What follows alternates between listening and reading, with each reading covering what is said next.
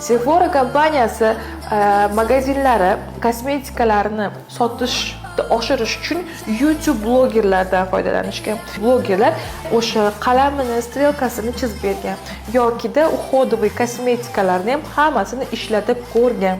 Masalan, Lancome'lar, Maybelline'lar televizorda vang'illatib reklama qilib sotishadi.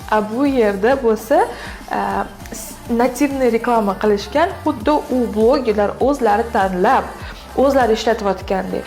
U ham yetmagandek, Sephora kompaniyasi o'z kosmetika va uходовый kosmetikalarni ishlatishni o'rgatgan. 120 mamnaqa yuvasan, mamnaqa shotkadan foydalanasan, mamnaqa tengdan foydalanasan deb etapma-etap ishlatishni o'rgatgan.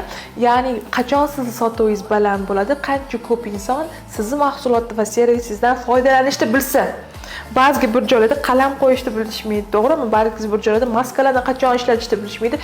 Bu yerda Sephora kompaniyasining eng katta qilgan ishi YouTube blogerlardan reklamaga o'xshatmasdan, balki aholiga yordam bergan holda reklama qilish o'z mahsulotlarini. Bu eng muvaffaqiyatli reklama strategiyalardan biri hisoblanadi.